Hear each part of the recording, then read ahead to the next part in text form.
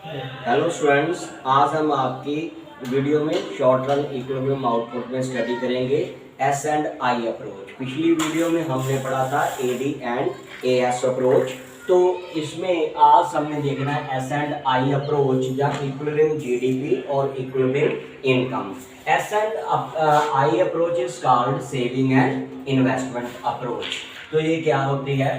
तो according to this approach the equation level of income is determined at a level when planned saving is equal to planned investment। मैंने यहाँ पर बोला है planned saving और planned investment। तो plan saving या plan investment क्यों बोला?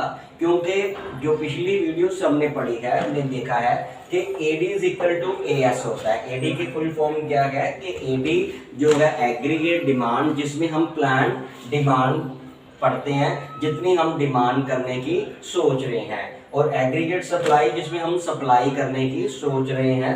तो एडी किसके इक्वल होती है? AD is equal to C plus I, और एग्रीगेट सप्लाई किसके इक्वल होती है? ये होती है सी प्लस एस। तो यहाँ पर हम जो है सी को सी से अगर कैंसिल कर देते हैं तो आई इज इक्वल टू क्या हो गया? एस। तो ये भी क्या होगी? Plan investment is equal to plan saving. तो जो हमारी एस एंड आई अप्रोच होती है, जब ये दोनों एक दूसरे के इक्वल हो जाते हैं तो उसको हम इक्विलिब्रियम जीडीपी कहते हैं या इक्विलिब्रियम इनकम कह सकते हैं। यहाँ पर ये क्रिएट होता है। तो सेविंग हमारी इंक्रीज भी हो सकती है, डिक्रीज भी हो सकती है, और saving is equal to zero भी हो सकती है। सेविंग डिक्रीज का मतलब नेगेटिव भी जा सकती है। इसको हम एक शेड्यूल द्वारा स्टडी करेंगे। मैंने पिछले वाली की जो है शेड्यूल ली हुई है, जो पिछले दोनों चैप्टर्स में हमने स्टडी की है। तो y जो है 0, 100, 200, 300, 400 एंड 500। तो ये मैंने 100 का यहाँ पर डिफरेंस रखा हुआ है। तो C जो है 40, 120, 200, 280, 360, 440 मैंने सेम शेड्यूल रखी है ताकि आपको याद रखना इजी हो जाए। तो यहाँ पर मैंने 80 का डिफरेंस रखा हुआ है। तो यहाँ पर मेरी y जो है इनकम जो है 0 है, लेकिन यहाँ पर कंजम्पशन 40 की है। इनकम लेवल 0 होने पर भी हमारी कंजम्पशन क्या होती है? वो बनी रहती है, जिसको हम क्या कहते हैं? ऑटोनोम्स कंजम्पशन के नाम से जानते हैं। तो उस वक्त हमारी जो सेविंग होती है वो नेगेटिव में चली जाती है, क्योंकि जो हमारी सेविंग होती है वो डिसेविंग में चली जाती है। तो यहाँ पर मेरी इनकम 100 है, कंजम्पशन 120 है, तो सेविंग यहाँ पर भी क्या चलेगी? माइनस में चलेगी। फिर इनकम 200 है, कंजम्पशन 200 है, तो सेविंग 0 है। और 300 है, अब मेरी इनकम है, कंजम्पशन कितनी है? 280, तो यहाँ पर सेविंग कितनी होगी? 20 है। फिर 400 है, इनकम कंजम्पशन 360 है, सेविंग 40 है। फिर मेरी इनकम 500 है, कंजम्पशन 440 और 60। तो हम यहाँ पर देखेंगे, यहाँ ये पहले दो पॉइंट जो हैं, जब लेवल इनकम 0 और 100 है, उस वक्त जो हमारी सेविंग है वो कैसे चल रही है? वो नेगेटिव में चल रही है। और जैसे ही इनकम और कंजम्पशन एक दूसरे के इक्वल हो जाते हैं तो उस वक्त 0 हो जाती है, और फिर धीरे धीरे ये बढ़ने लगती है। जैसे जैसे मेरी इनकम बढ़ेगी कंजम्पशन भी बढ़ती है, लेकिन उस लेवल से नहीं बढ़ती, तो सेविंग होनी शुरू हो जाती है, फिर ये पॉजिटिव में चली जाती है। तो यहाँ पर हमने देखा कि जो यहाँ पर उसके बाद यहाँ पर मैंने आई लिखा हुआ है, आई 40 है।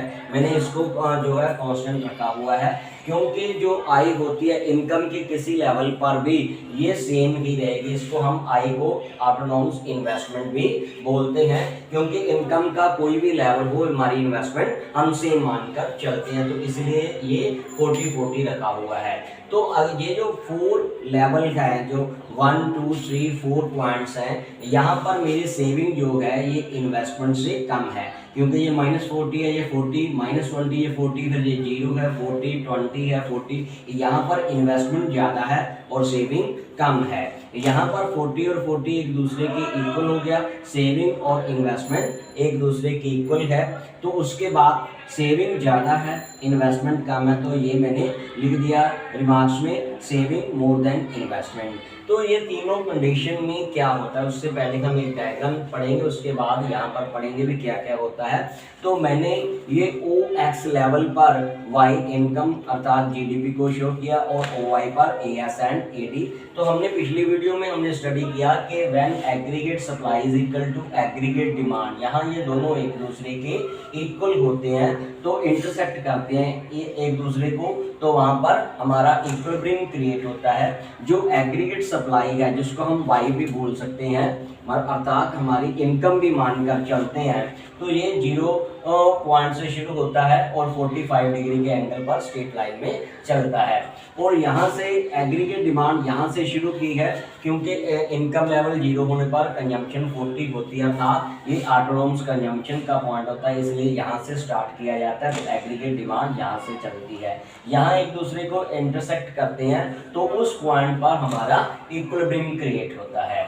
तो दूसरी डायग्राम में हमने क्या बनाया है, नीचे वही पॉइंट रखा है, इनकम Y है और जिसको हम GDP कहते हैं, और इस तरफ हमारा S एंड I है, S सेविंग एंड इन्वेस्टमेंट। तो जो I है वो एक OX की पैरेलल स्ट्रेट लाइन चलती है, क्योंकि I जो है हमारा इनकम का कोई भी लेवल हो, यहाँ कोई भी लेवल हो, हमारी I सेम ही रहेगी, इन्वेस्टमेंट सेम ही रहती है, जिसको हम ऑटोनोमस इन्वेस्टमेंट बोलते हैं। और जो सेविंग है, मैंने अभी बोला कि सेविंग जो हमारी इंक्रीज भी हो सकती है, डिक्रीज भी हो सकती है, अर्थात नेगेटिव भी जा सकती है और जीरो भी जा सकती है। तो इसका जो डायग्राम बनेगा वो बिल्कुल ऐसे बनेगा। तो यहाँ पर जो है इन्वेस्टमेंट को इस पॉइंट पर मतलब इंटरसेक्ट कर रहे हैं, S और I एक दूसरे के इक्वल चल रहे हैं। तो S और I जब सेविंग और इन्वेस्टमेंट एक दूसरे के इक्वल होते हैं, तो इस पॉइंट को हम इक्विलिब्रियम GDP और इक्विलिब्रियम इनकम के लेवल से जानते हैं। और सेविंग यहाँ पर 0 लेवल पर काट रहा है, तो इसको हम ब्रेक इवन पॉइंट बोलते हैं, जहाँ पर हमारी सेविंग किसकी इक्वल होती है, 0 पे होती है। हमारा एक लेवल तो इस तरफ है, इस तरफ इन्वेस्टमेंट ज़्यादा है और सेविंग कम है, इन्वेस्टमेंट ज़्यादा है, सेविंग कम है। और यहाँ पर सेविंग ज़्यादा है, यहाँ इस पॉइंट में हमारी सेविंग जो है ये S वाली लाइन ऊपर है और I वाली लाइन नीचे है, तो इट मीन्स सेविंग ज़्यादा है, इन्वेस्टमेंट कम है। और यहाँ पर हमारी सेविंग नीचे होगी, इन्वेस्टमेंट ऊपर होगी, तो ये जो पॉइंट हो गया हमारा, यहाँ पर इन्वेस्टमेंट ज़्यादा है, सेविंग कम है। उसके बाद यहाँ पर ये नेगेटिव में चली जाती है, अर्थात माइनस में जब जाएगी, तो इन कंडीशंस में हमारे पास क्या होता है, तो हम 1 बाय 1 पढ़ेंगे। जब हमारी सेविंग ज़्यादा होती है इन्वेस्टमेंट से, ये वाला लेवल हम स्टडी कर रहे हैं, सेविंग ज़्यादा है, इन्वेस्टमेंट कम है, तो उस वक्त क्या होगा, जब हमारी सेविंग ज़्यादा है, हम सेविंग में ही लगे हुए हैं, इसका मतलब हम कोई खर्च तो कर रहे नहीं रहे, कंज्यूम तो कर ही नहीं रहे। जब हम कंजम्पशन पर पैसा खर्च नहीं करेंगे, तो उस वक्त क्या होगा, हमारी डिमांड क्या हो जाएगी, कम हो जाएगी।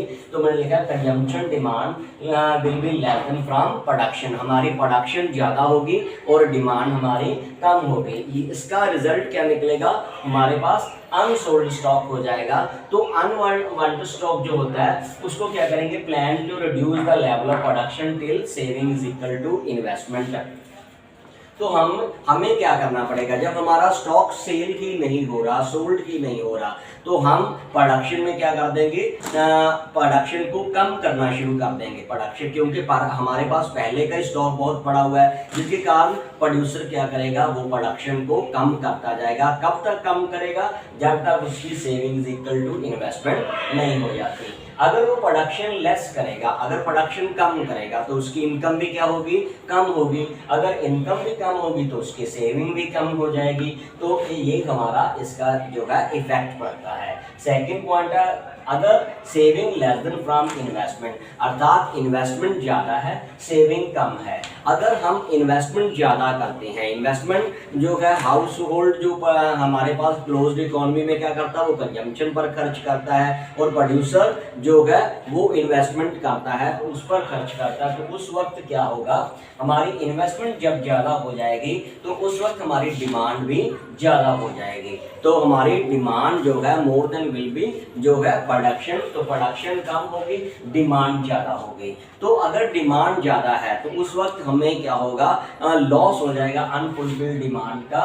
तो उसके लिए हमें हायर आउटपुट करनी पड़ेगी, अर्थात हमें इन्वेस्टमेंट ज़्यादा करनी पड़ेगी, हायर इनकम करनी होगी, क्योंकि अगर हमारी आउटपुट ज़्यादा होगी तो हमारी इनकम भी ज़्यादा होगी और सेविंग भी ज़्यादा होगी। तो हम क्या करेंगे, प्रोडक्शन को इंक्रीज करेंगे। कब तक, जब तक हमारी saving is equal to investment नहीं हो जाती। तो यहाँ से पता चलता है कि अगर हमारे पास सेविंग ज़्यादा है तो अनसोल्ड स्टॉक को के कारण हम प्रोडक्शन को कम करते हैं, और प्रोडक्शन जो है अनसोल्ड स्टॉक ज़्यादा था, प्रोडक्शन कम करनी पड़ी कहाँ तक, जब तक S इज इक्वल टू आई नहीं हो जाता। यहाँ पर डिमांड ज़्यादा थी तो डिमांड को कंप्लीट करने के लिए मुझे क्या करना पड़ेगा, प्रोडक्शन को इंक्रीज करना पड़ता है। तो वहाँ पर कब तक करेंगे, जब तक S इज इक्वल टू आई नहीं हो जाता। तो इन दोनों कंडीशन में देखते हैं कि हमें सेविंग को इन्वेस्टमेंट के इक्वल लाना होता है। तो इसीलिए जब S is equal to I हो जाती है, हमारी थर्ड जो कंडीशन है S is equal to I, जब हमारी saving is equal to investment होती है, तो उस वक्त हमारा जो है इक्विलिब्रियम क्रिएट होता है। तो मैंने यहाँ पर भी लिखा हुआ है कि y इज इक्वल टू 400, और C यहाँ पर कंजम्पशन 360 थी और सेविंग कितनी थी, 40। अगर C प्लस S क्या होता है, saving plus consumption plus saving, दोनों को ऐड कर देते हैं, 360 प्लस 40 400, तो एग्रीगेट सप्लाई जिसको हम Y कहते हैं। तो दूसरे नंबर पर अगर हम C प्लस आई कर दें, C प्लस आई मीन्स हमारा क्या होगा, एग्रीगेट डिमांड। सिमिलरली अगर इन दोनों को हम ऐड करते हैं C प्लस आई तो एग्रीगेट डिमांड बनता है, इसको दोनों को ऐड करते हैं C प्लस S तो हमारा एग्रीगेट सप्लाई बनता है। तो ये किसके इक्वल हो जाएगा, इनकम के। तो ये कंडीशन भी यहाँ पर क्लियर होती है कि aggregate demand is equal to aggregate supply, यहाँ पर भी हम वो एक दूसरे के इक्वल है, तो हमारा इक्विलिब्रियम क्रिएट है। अगर हम AD C प्लस आई लिखा और AS को C प्लस S, C को C से कैंसिल करते हैं तो हमारे पास क्या मीनिंग रहता है, I is equal to S। ये भी जब दोनों एक दूसरे के इक्वल होते हैं तो उस वक्त क्या होता है, हमारे पास इक्विलिब्रियम क्रिएट होता है। तो आज की वीडियो में इतना ही काफ़ी। आज हमने क्या पढ़ा कि सेविंग एंड इन्वेस्टमेंट अप्रोच क्या होती है, और जिसमें एक दूसरे के इक्वल होते हैं तो हमारा इक्विलिब्रियम क्रिएट होता है। जब हमारी सेविंग इन्वेस्टमेंट से ज़्यादा होती है तो उसका क्या इम्पैक्ट पड़ता है, सेविंग हमारी इन्वेस्टमेंट से कम होती है तो उसका क्या इम्पैक्ट पड़ता है। तो आई होप आप सबको समझ आ गया होगा। अगर मेरी वीडियो अच्छी लगे तो प्लीज़ सब्सक्राइब कीजिए, लाइक एंड शेयर कीजिए। थैंक यू, बाय बाय बेटे।